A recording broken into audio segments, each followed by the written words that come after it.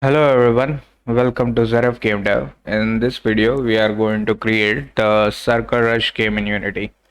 So it's another hyper casual game. It's going to be simple, and the main character will be our player, which is going to be a circle. It's going to move left and right, and there will be obstacles spawning from the front, and they'll have some simple behavior.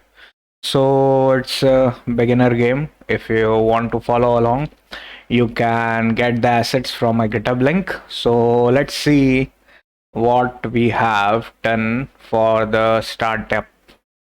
So first I've created an empty project and then imported the tricky corners project and changed the editor with the current colors, which are, as you can see, I created for this game.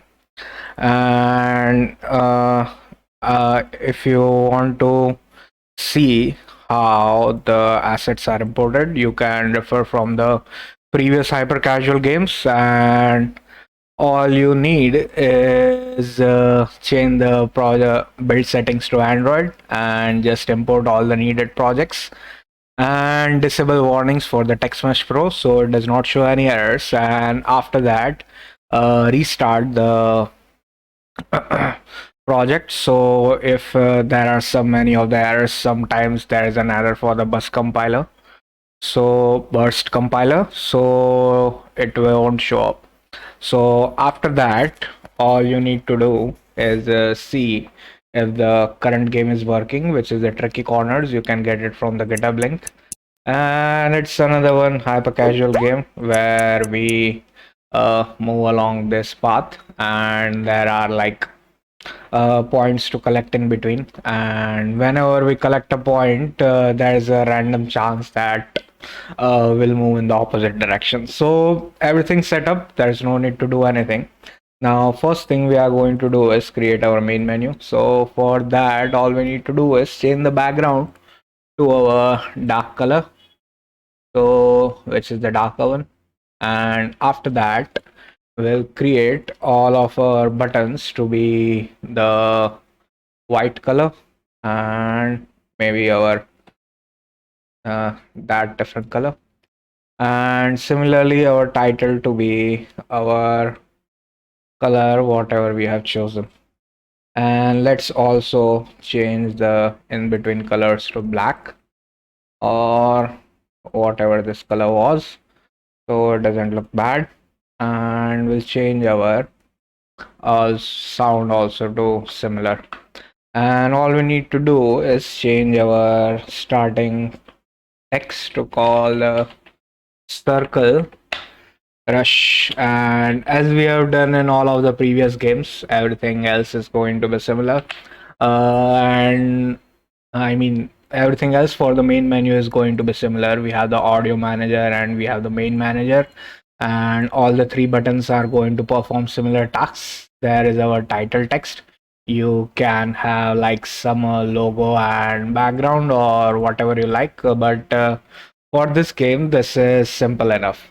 Now, after that, we'll delete our sample scene, which was already inside our game, and we'll go to our gameplay scene. So currently, as you can see, it is of different color. Now, what we need to do is have it for our matching color. Now, let's first delete all of our backgrounds. We are not going to need it. And where's our end panel? We'll change our end panel because all we need to do is change the color, which is going to be the dark color, and our end score, which is going to be our highlighted color. And everything else is going to have the white color. Let's make it bright white. And colors, you can directly set it up from the palette, which I have shared. And this is going to be our end screen. Nothing's going to be different. And after that, let's go inside our main screen. So this is our main screen, which is currently looking uh, like the previous game. All we need to do is let's change our color. Now, after that, the first thing we'll need is our background, and it's going to be a square with rounded edges. And to have our rounded edge, we'll create a circle at the corner. So what we'll call is it is going to be the background. So let's create our background, which is going to be a bar, and our sprite needs to have the pivot to center, nothing. So it is correctly set up, and our player, let's change everything to 0. So this is going to be our player. We'll add similar functionality to our player. Currently it has particle system, and in our prefabs we have just one explosion. I think I deleted the previous one. Maybe, yeah. And there's the point which is going to be our point for the previous game.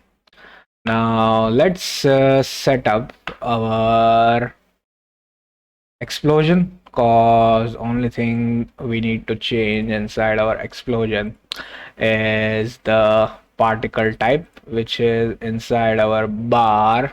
We are going to use the circle, and its size is going to be similar. There's nothing going to be different. And if you want to see how it looks, you can go inside the scene and hit restart, and it's going to be white color. There's going to be nothing different. Now let's create our background.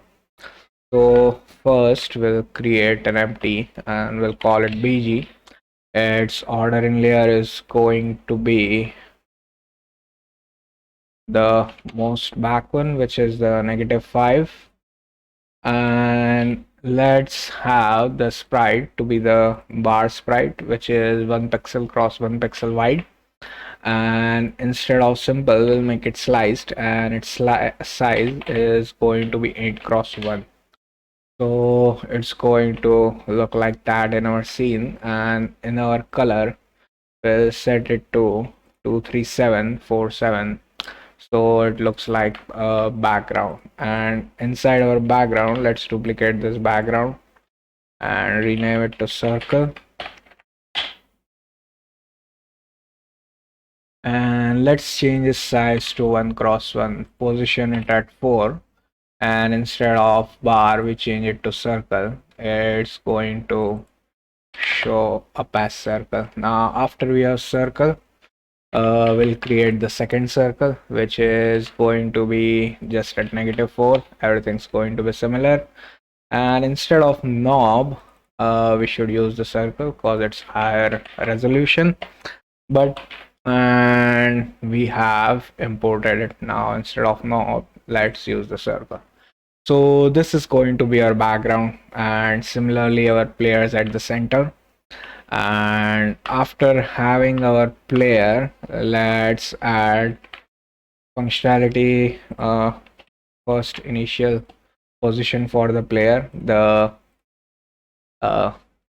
right for our player, the size, it's going to be a little bit smaller than the one, so it's going to be 0.96. Now after that, it's going to have a box collider 2D. No, we'll attach a circle collider 2D. It doesn't matter, it is a box collider, we only need a collider, but there may be some problems afterwards.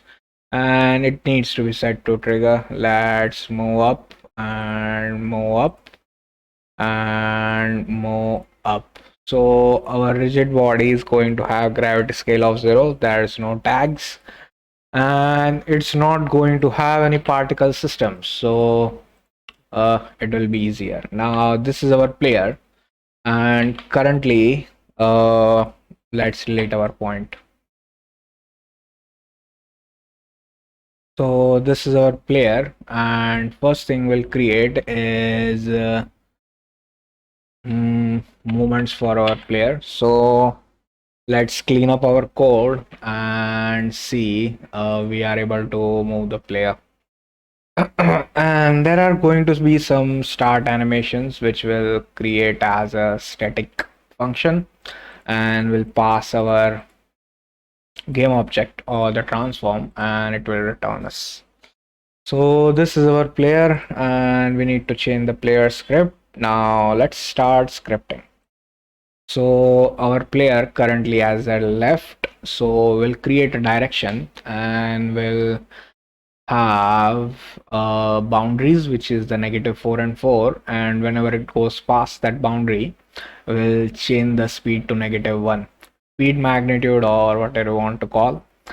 And till that it will move in the forward direction or whatever direction it is.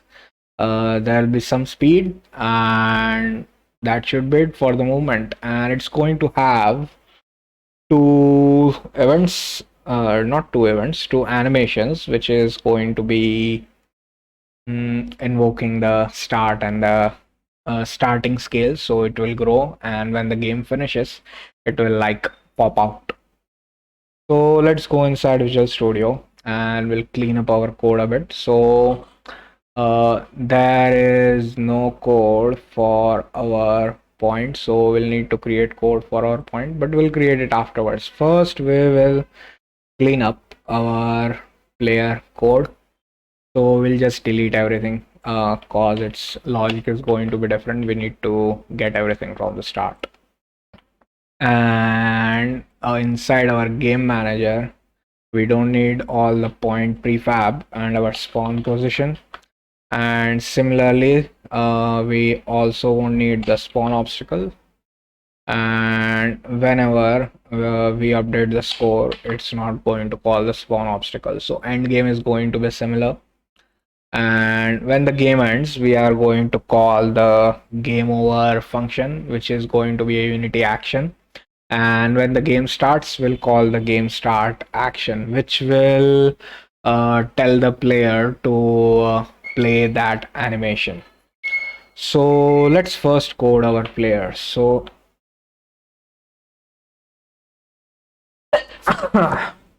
uh, so for our player let's create a serialized field first, and it's going to have a private game object for our explosion.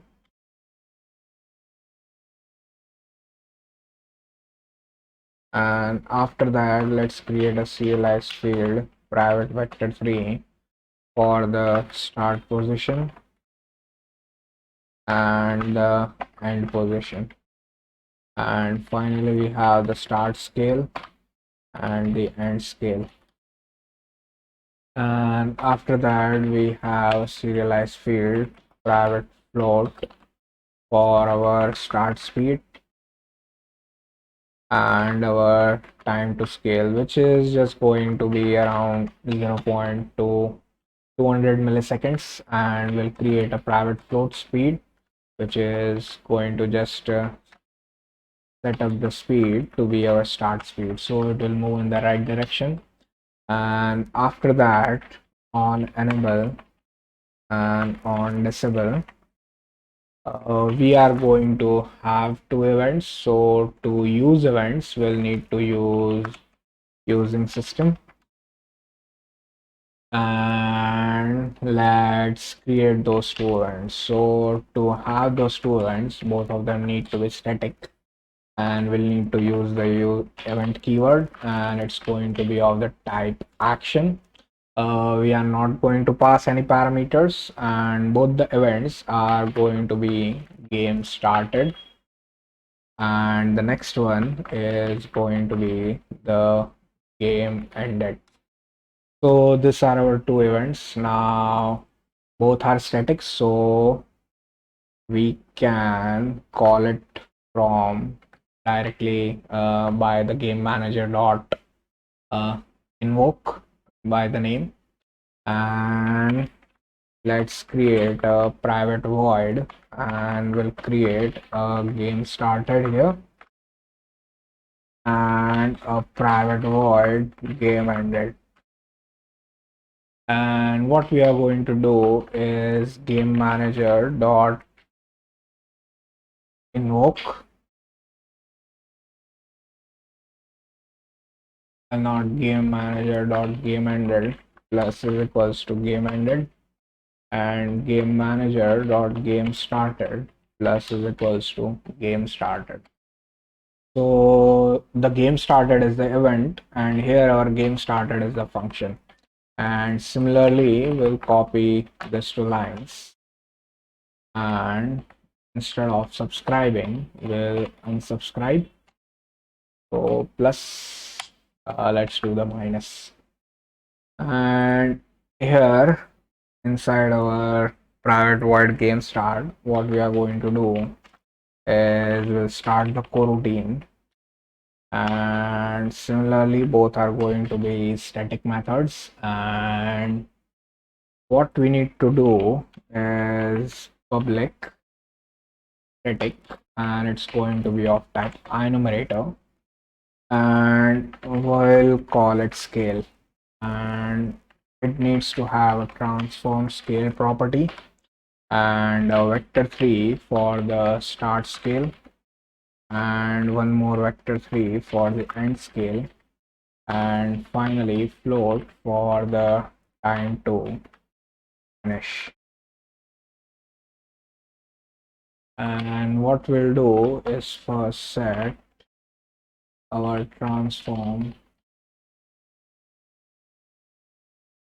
target, and first we'll set target dot local scale to the start scale, and at the end we'll just set target dot local scale to be the, and let's create a vector 3 offset, and it's going to be end scale minus start scale.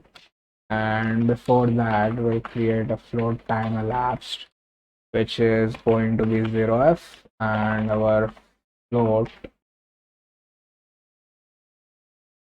speed, which is going to be 1 divided by time to finish. And while our time elapsed is less than or is equals to less than 1f, what we'll do is we'll increase the time elapsed by speed multiplied by time dot delta time, and will yield return null, so it will wait for 1 frame. And what we'll do is we'll set target dot scale to be the start scale plus time elapsed multiplied by our offset.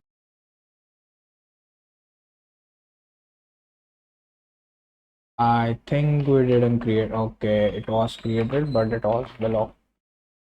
So these are the three parameters, and it should scale our game object. Now it is a static object, and at the end, what we'll do is we'll start the coroutine game manager dot scale, and here we are going to pass first our transform and our start scale and end scale and time to finish.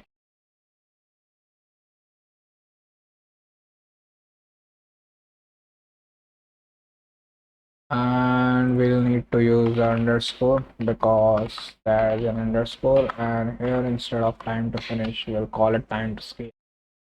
Now similarly, our end game is going to be similar, but here instead of start scale to end scale we'll go from end scale to 0, so it will just disappear, and that should be it.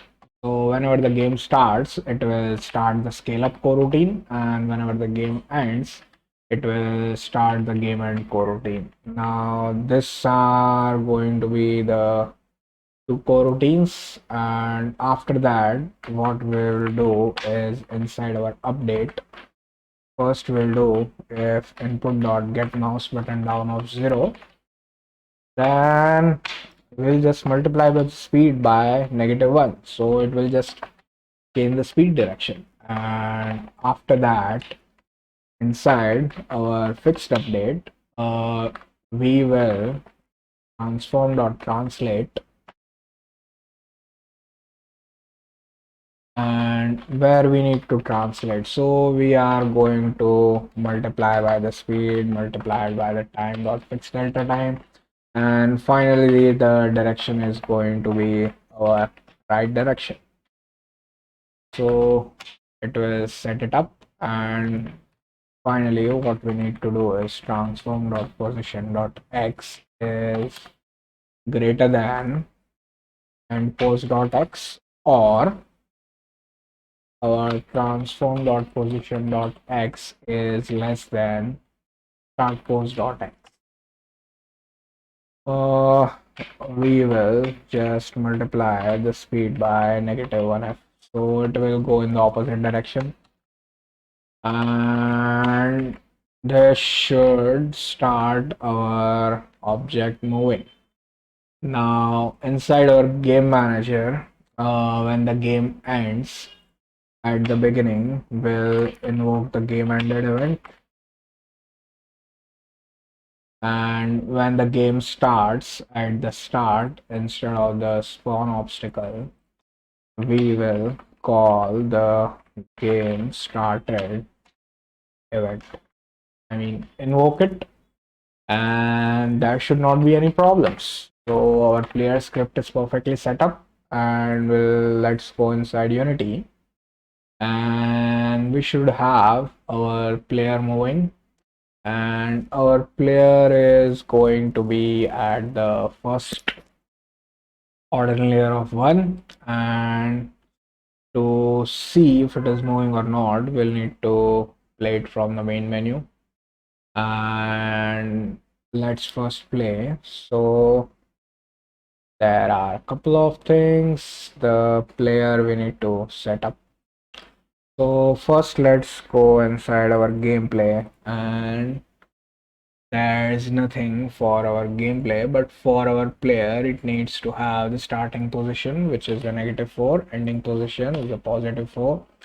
Start scale we are going to set to 0.4, and our end scale is going to be 1, and our start speed is going to be 442. Let's have it as 2, and our time to scale, it needs to have some time, or else it will be, the speed will be set to infinity and Unity won't like it. So in 0.2 seconds our target will scale up. Now let's go inside main menu and let's fix up all the errors if there are any.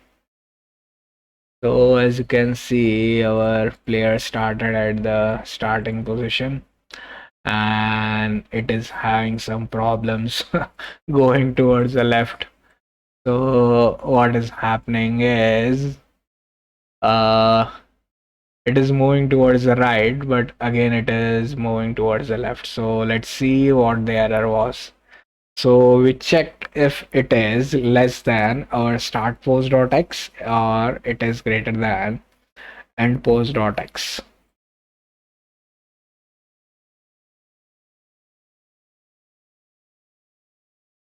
Then we'll multiply the speed by -1.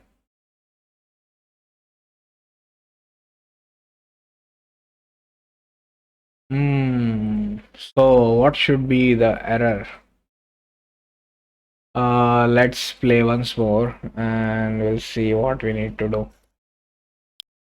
So our sound is working and the quit is working. Let's move our player at the 0 and then we'll see if it is working or not. So we are always going to move in the right direction, and to not have it messed up, I will comment out the audio manager code because that's the only thing that will give error if we just directly load the scene. Now let's hit play.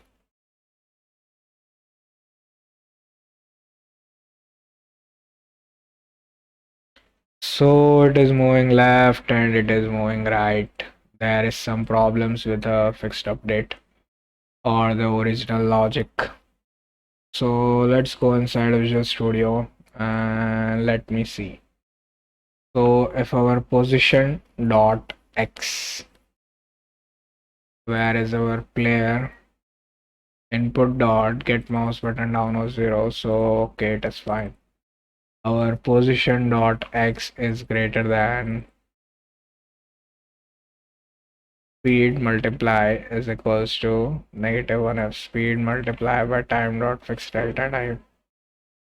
Inside our update, we'll check if it mouse button is down. Okay, so there's not any problem. Game ended. And we are invoking the game start, which is going to call the start scale. There should be, I think, problems with our scale. Target.local scale is equals to start scale plus time elapsed multiplied by offset.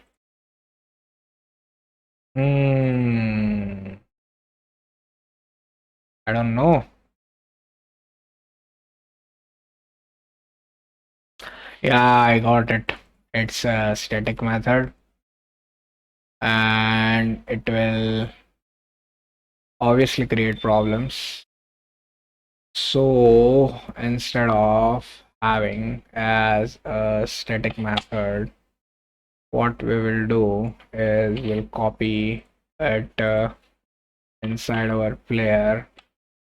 I thought we could use enumerators in the static, but there are problems. So there should not be any problems now. Both are different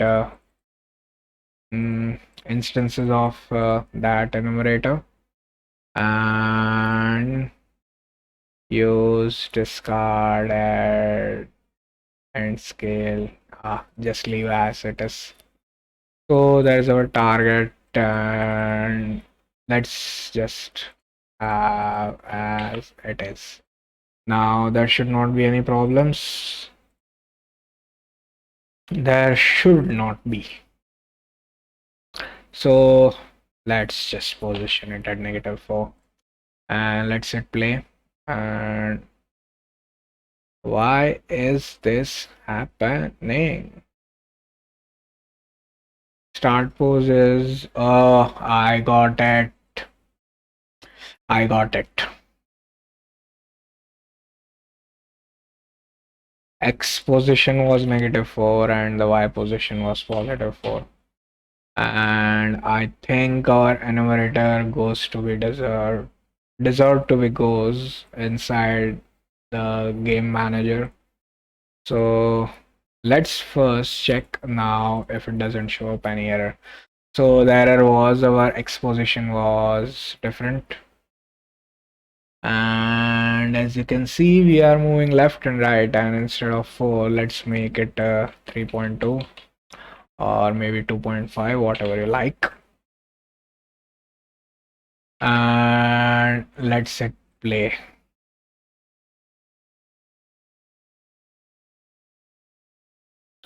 So it is moving left and right. 4 was fine. Let's just have it as 4. Maybe around 6, 5, 4. 5 is better. So that's going to be our player, and it is moving left and right. There were some problems, but finally it was fixed up. Now what we are going to do is when we collide with a score and when we collide with obstacle, it is going to be similar code. So if we collide with an obstacle, we'll destroy, call the game end or the end game event, and game ended. And after starting the coroutine, we need to call the destroy after time to scale.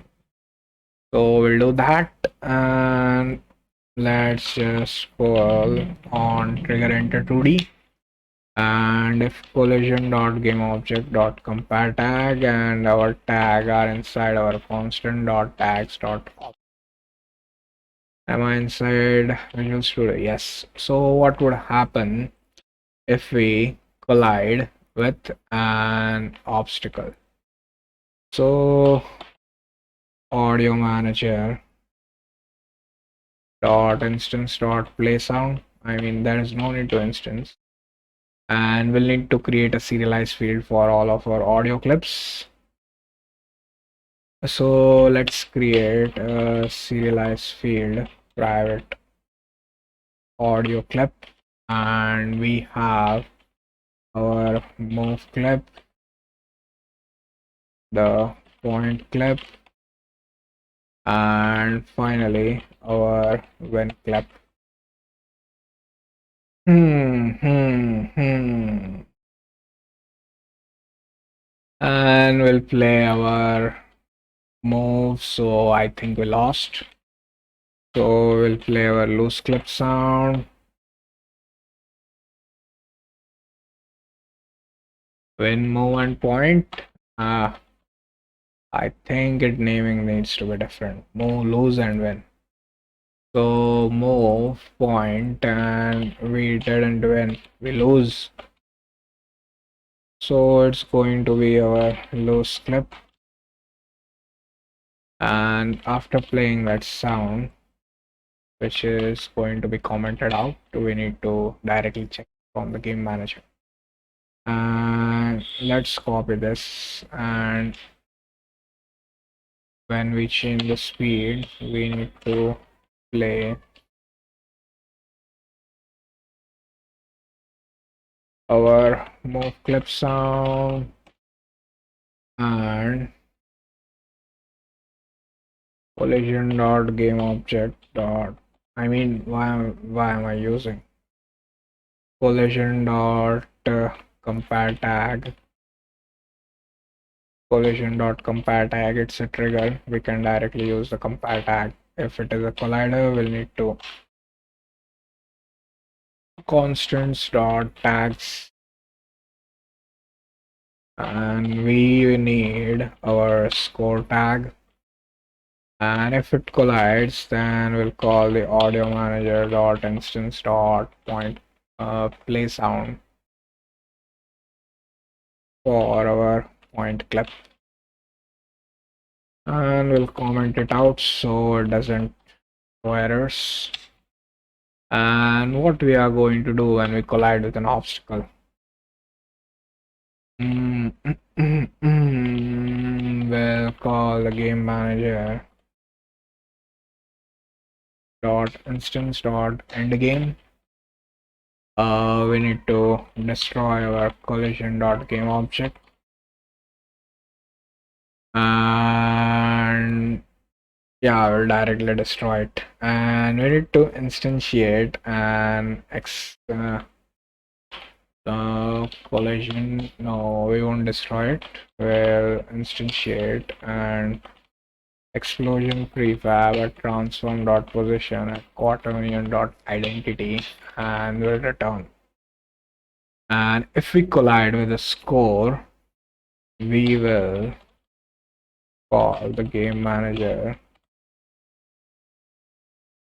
dot instance dot update score function, and we need to destroy our collision dot game object. We'll just directly destroy it, and let's just return. So that's it for the player, and it should be fine.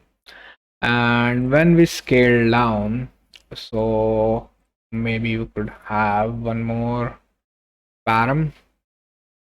So at the end, if game ended,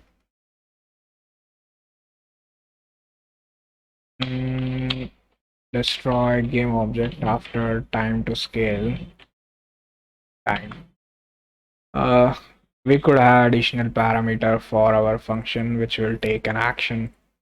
but let's just destroy it after the set amount of time. So this is going to be our player, and what is going to be inside our game manager.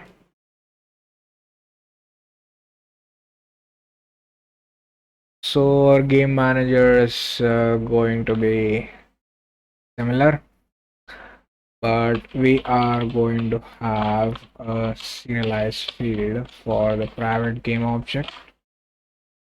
And first one is going to be our score prefab, and the second one is going to be our obstacle prefab. And the obstacle prefab going to have a tag of obstacle, and our score is going to have a tag of score. And we'll create four colliders, which are going to be triggers at the four corners of our screen. So whenever it hits, we will be able to end the game. And inside our spawn obstacle, what we are just going to do is we'll instantiate what we need to instantiate at obstacle prefab. Will instantiate at 0, or we'll directly set it up whenever it is the awake. And quaternion.identity, and here we'll use unity engine.random.range from 0f till 1f, and we will check if it is greater than 0.3f, then we'll spawn our obstacle prefab, as we'll spawn our score prefab, and we'll invoke the spawn obstacle function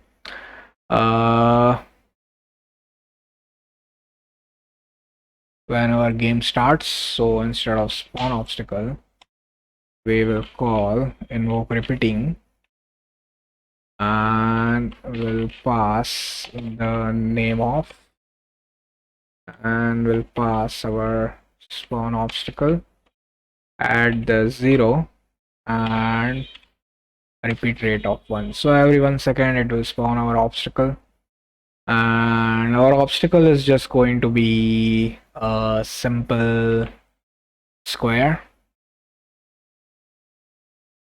Yeah, it's just going to be a simple square which will move from one position to another position, rotate in between, and finally it will get destroyed. Now we don't have the obstacle script right now, but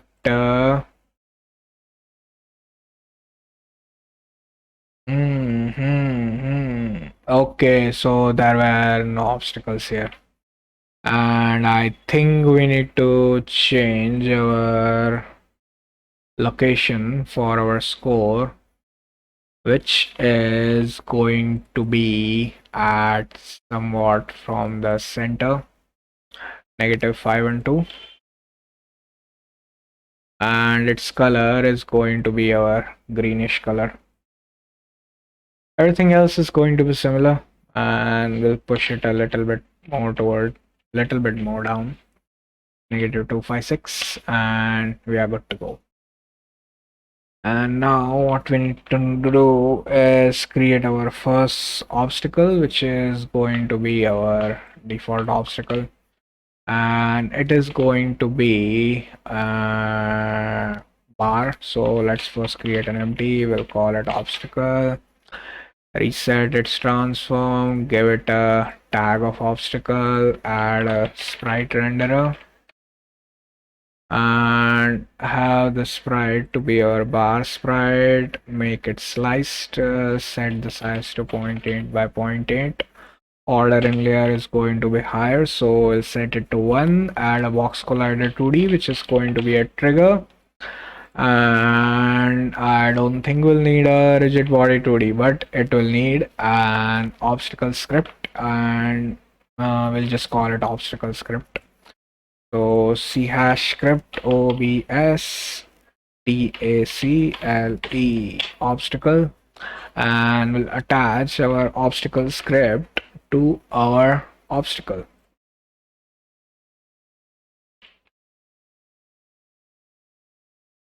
So this is going to be our obstacle, and after that we will start save this obstacle as a prefab, and we'll first create the movement for our obstacle. So it's going to have some start position, some end position. It will move from start to end and finally get destroyed. So that's just going to be for our obstacle. Let's start coding, because the code is long, but it's pretty much more simpler. So we have our obstacle.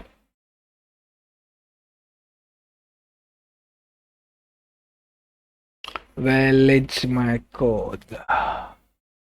So let's just delete everything first. Everything's going to be a coroutine. Yeah, everything's going to be a coroutine, and it's going to be called when the game starts.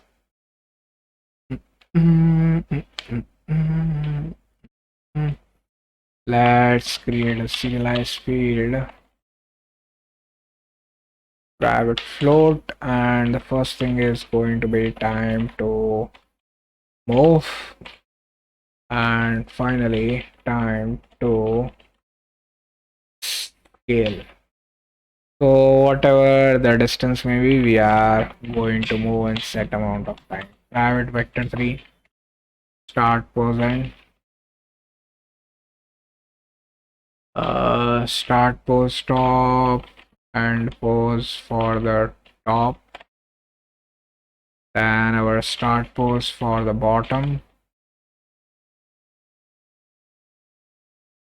and our end pose for the bottom, start scale, and finally our end scale.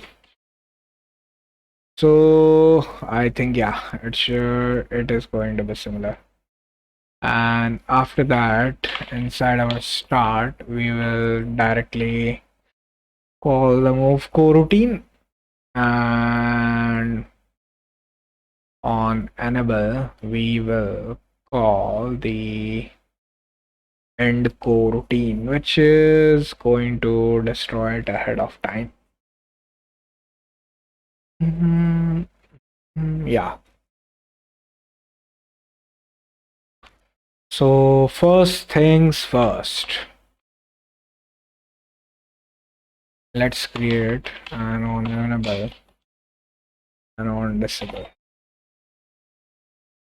and we'll create a private void game ended, and on enable we will add game ended plus is equals to game ended, copy, paste here, unsubscribe, copy the code from the player, paste it here. I mean, you can use it as an extension, but I'll just copy the code here. It's not going to increase the project size by so much time. And whenever it ends, we will call it here, and before that we need to stop the move coroutine. Will it matter if it reaches the end? Don't know, we'll change it afterwards. And when our game start, we are going to call the start coroutine, and we'll call the move, not move and transform, scale and time to scale, everything similar, destroy the game object, and we need to create a private enumerator which is going to be move, and first thing we'll do is we return scale, we'll pass our transform, we'll pass our start scale, We'll also pass our end scale and we'll pass our time to scale. And that should do the scaling. And after that, let's create a position start. We should have done that earlier.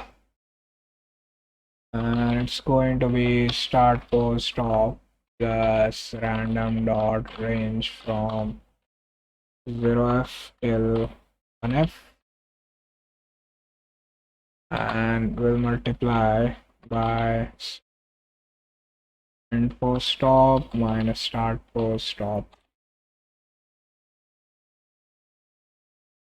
And this will give a random position between starting and the ending, and we'll set the transform dot position to be the pause start. Let's copy the pause start and start, we'll call it start pose bottom. Let's just create it again. So let's call it position end is going to be start pose bottom plus random dot range from 0 till 1,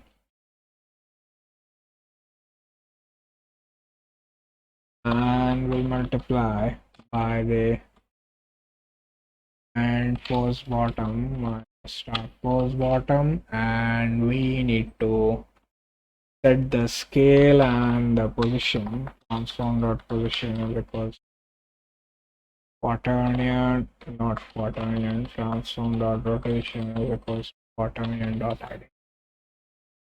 And finally, in our end,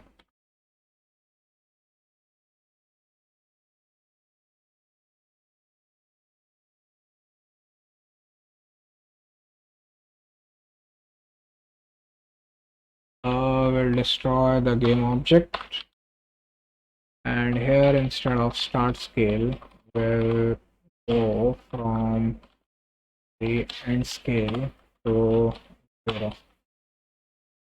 And in between this scalings, we are going to move our game object. So we have the starting position and the ending position. Everything's going to be similar. We'll create a time elapsed, and as it is going to have like changing the position, we will need to use the fixed update.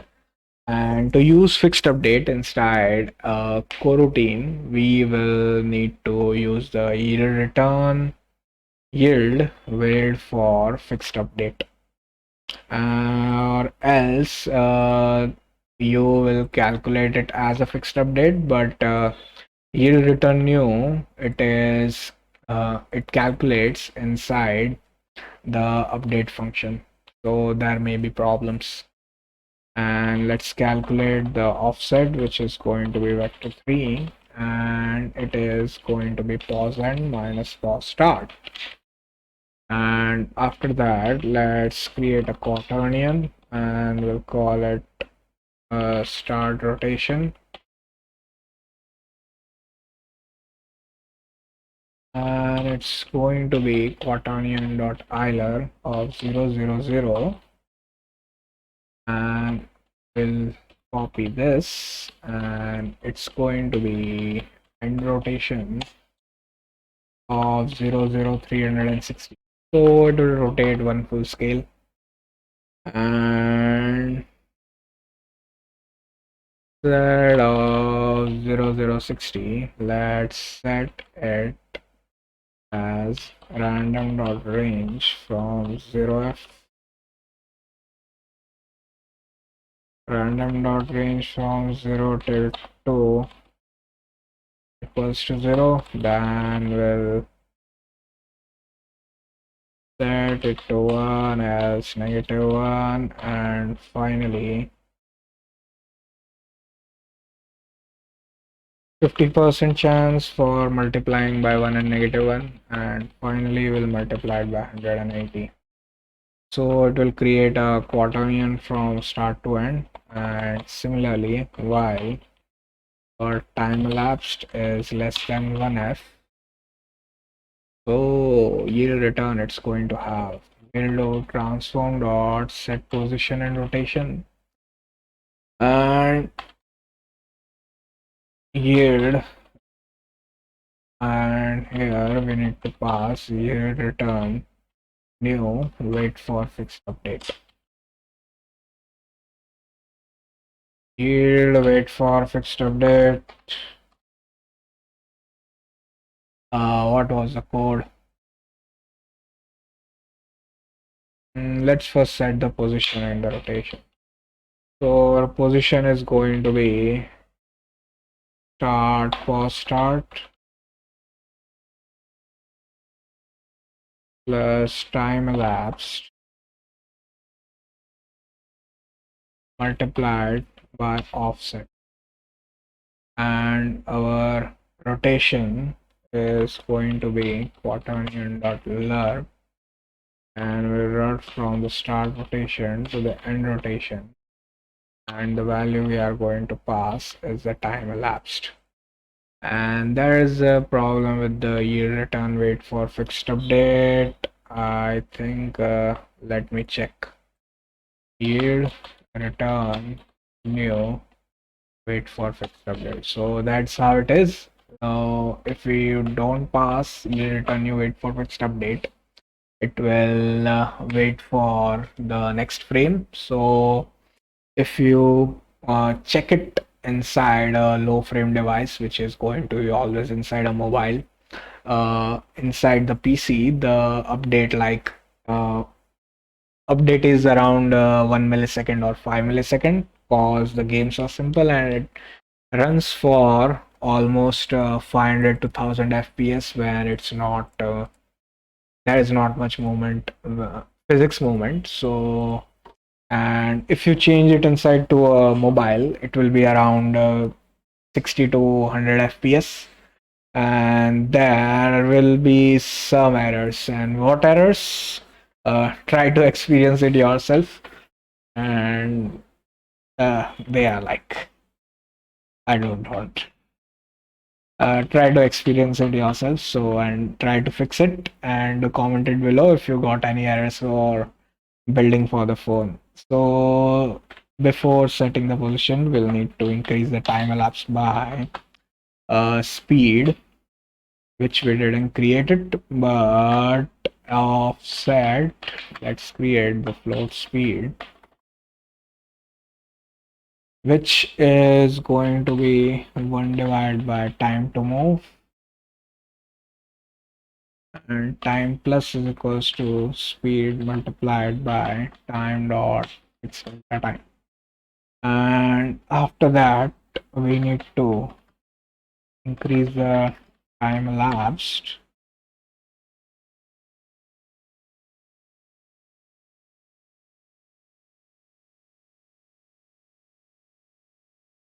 we increase the time elapsed speed, yeah. So there is nothing much, and I think we have our game ended. Here return. There's also the start. All we need to do is set the start and the ending positions, the time to move and the time to scale, and set it inside the game manager so it starts spawning our obstacles, and it also starts rotating. And whenever object collides with our obstacle, it should call the game over function, which will inside our player, it will destroy. I think it should destroy the collision dot game object. Yeah, it should destroy it.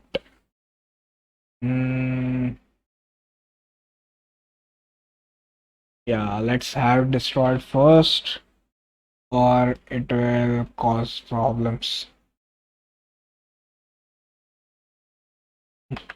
Game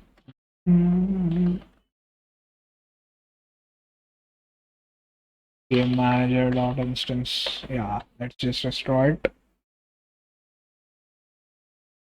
And whenever we collide with an obstacle, we are instantiating, also passing the end game, and our game object is destroyed. I think instead of destroying, we'll just set get component collider 2D dot enable to false, so it doesn't detect collisions, and our game object will also get the animations. And it is also going to be destroyed whenever the end game event is called.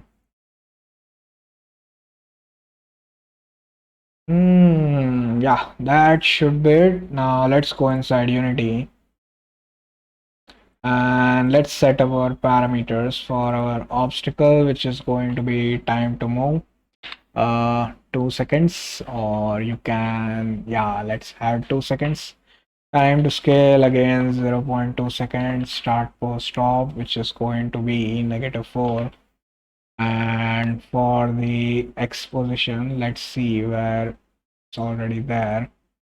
Let's place it at the 8 to 10, and -4. Yeah, -4 to 10, 0. Let's delete our obstacle. And for the Y, let's place it at -4. So our obstacle is at 4, -4, 10, which is the starting. And our start is at -4 and -4, and our bottom end position is at 4. Our starting scale, we will start from 0.2 and our ending scale is going to be 1. And to have it work inside our game manager, we need to reference our obstacle prefab, which is going to have a tag of obstacle, duplicate it again, rename it to score, and everything's going to be similar, but the color of our sprite is going to be the color for that, and a tag is going to be score, and our player also needs to have a similar color. And that should be it. Let's hit play. Oh boy, score prefab has not been assigned. I think we didn't assign the score. Yeah. So that was a problem with the score. So let's also assign the score. And let's now hit play.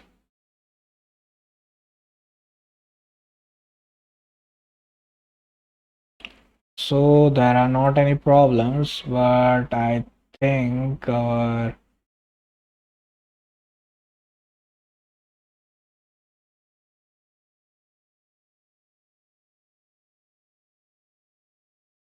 yeah, it's going object reference. Let's play the game again.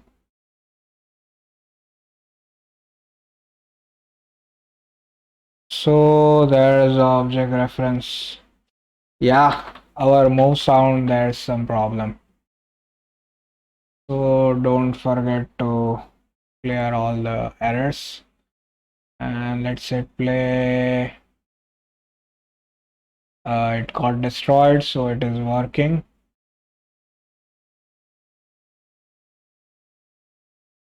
And I think there's a problem with our starting positions for our score, which is, let's first see what is at the starting position. So the top, it's at 10, and the end, it needs to be at -4. So that was the problem.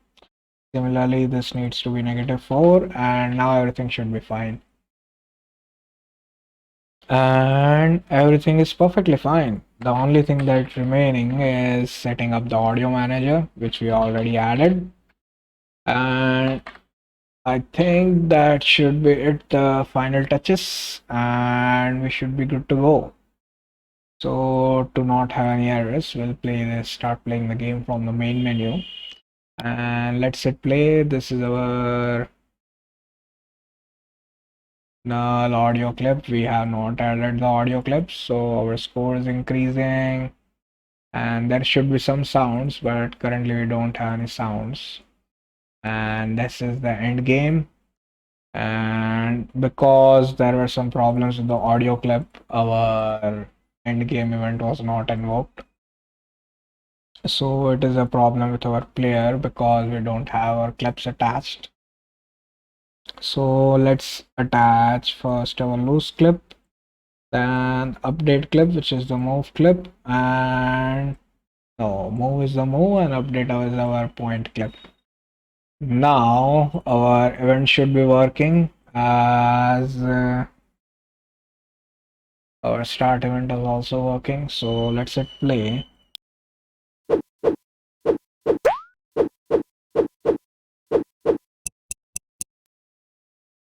And when our game ends, we need to cancel invoke. And that should be the final thing that we need to do. Because it will start continue spawning. Well, it doesn't matter, but we don't need it to go on everything. So instead of invoke repeating, when we start, we'll use cancel invoke and we'll pass the name of, and we'll call our on obstacle method, and our game should be finished. There should not be any problems. And let's play the game for a couple of minutes, and afterwards we'll end the video. So that was it for this game. And let's play the game. So this is the final game. The sound is working perfectly fine. Quit is also working. This is our starting condition.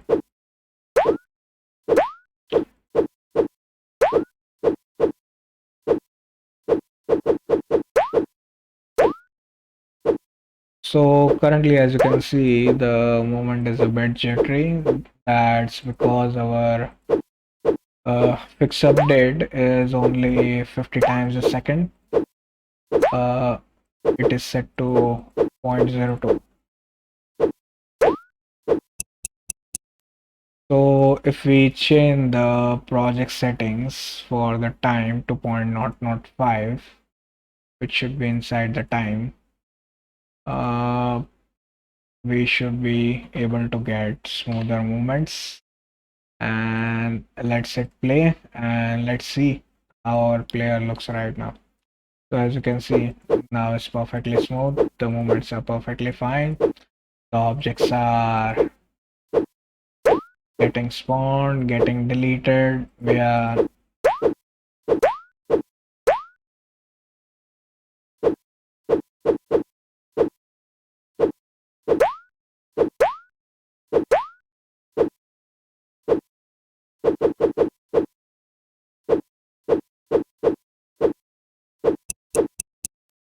so that was it for this game. If you did like the video, do comment below what did you like about this video and anything else you want to have added which could have improved the gameplay. I mean, you can do it yourself, but this is like good enough for a starting template, and it was friendly enough for a beginner. We finished it in around an hour, so that was also a good milestone for all the simple hyper casual games. And if you want to see more of such videos, to subscribe to the channel. I'll be uploading at least one game every month, so that's the goal. And if the game starts it simple enough, I'll try to upload once a week. So that was it for this video, and if you guys watched till now, thank you guys for watching, and see you guys in the next one. And do subscribe to the channel.